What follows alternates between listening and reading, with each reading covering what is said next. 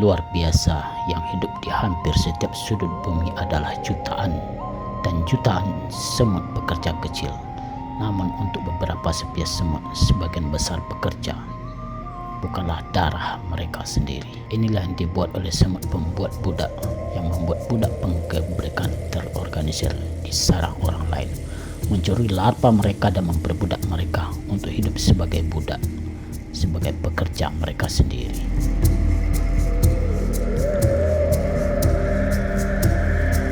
Semut-semut ini tidak dapat bertahan hidup tanpa budak mereka, dan bergantung pada mereka untuk merawat ratu mereka. Semut pembuat budak ratu akan sering datang dalam penggerebekan untuk melakukan pengambilalihan uniknya sendiri.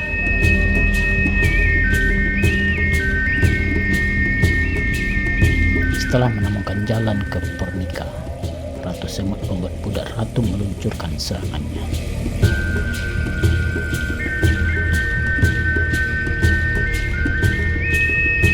Dia akan mengambil identitas calon ratu pernika yang mati, menirukannya menggunakan feromon yang dia konsumsi dari tubuhnya. Dari tubuhnya melepaskan bahan kimia ini, keempat semut mika akan terkena mantra ratu budak. Para pekerja juga sedang sibuk. Ribuan semut poliurgi yang dibawa oleh pembuat budak dari serangan sarang hadiah mereka.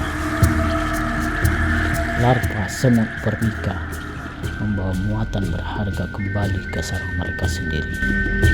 Ada dua kemungkinan masa depan bagi larva yang dicuri. Apakah mereka akan dimakan, ataupun budak yang menyerang akan membesarkan mereka sebagai rekrutan baru untuk melakukan perintah mereka. Pengambil alihannya begitu lengkap sehingga para budak akan merawat dan memberi makan larva, dan ratu penguasa mereka bahkan mempertahankan koloni dari serangan serangga yang lain. Dalam koloni tipikal yang terdiri dari 3.000 pembuat budak, mungkin ada lebih dari 6.000 budak dengan tubuh kecil yang rata-rata panjangnya antara 5 dan 10 mm. Seperti semut-semut predator kecil ini, sangat kuat. Budak pernika yang bertubuh lebih gelap, cenderung terbang tak bernyawa, di mana di dalam sarang kedua spesies semut tampak hidup berdampingan.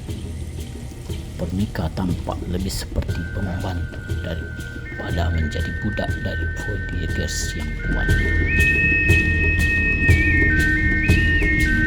Tetapi ini bukanlah hubungan yang setara, dan setiap beberapa minggu seorang pengintai akan dikirim untuk menjelajahi lahan yang selalu berlimpah untuk lokasi serangan mereka berikutnya, di mana lebih banyak lagi larva yang akan dicuri dan dimakan untuk dibesarkan dalam kehidupan perbudakan. Di seluruh tanah berpasir yang menyelimuti bumi, terdapat ratusan spesies semut yang mencari nafkah di tanah yang mereka temukan sendiri. Namun ada serangga yang larvanya mencari nafkah di sana.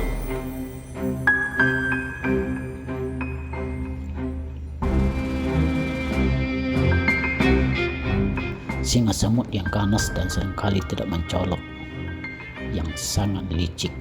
Larva semut singa adalah predator tangguh dengan kepala besar, rahang berduri dan memangsa semut setidaknya seukuran dirinya sendiri.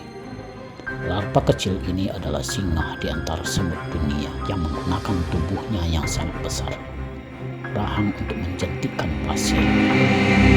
Semut singa memberi lubang di pasir. Perangkap berbentuk kerucut ini seukuran koin dan dalamnya 2 atau 3 cm. Pemangsa yang tak kenal takut berada di dasar lubang dan menunggu arsitekturnya yang cerdik untuk bekerja dengan ajaibnya. Banyak semut yang berukuran sama, bahkan lebih besar dari semut singa, tapi itu tidak memberi mereka perlindungan nyata.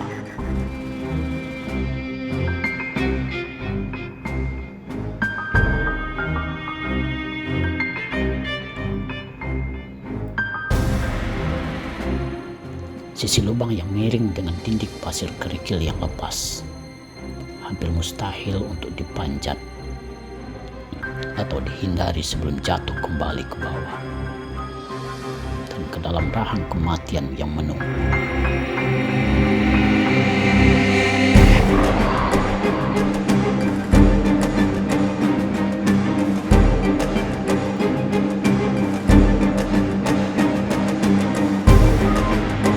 Rahang Antelion lebih besar dari kepalanya.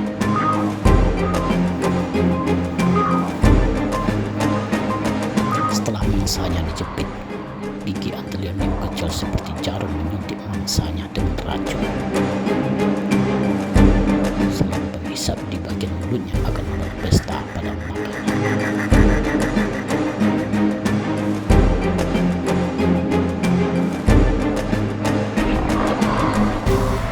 Seperti kelicikan semut singa, sehingga pemangsa kecil ini bahkan terlihat mengibaskan butiran pasir kecil ke dinding lubang mereka, seolah-olah berusaha membuat mangsanya semakin kehilangan keseimbangan dan masuk ke dalam pelukan, menunggu dan mematikan.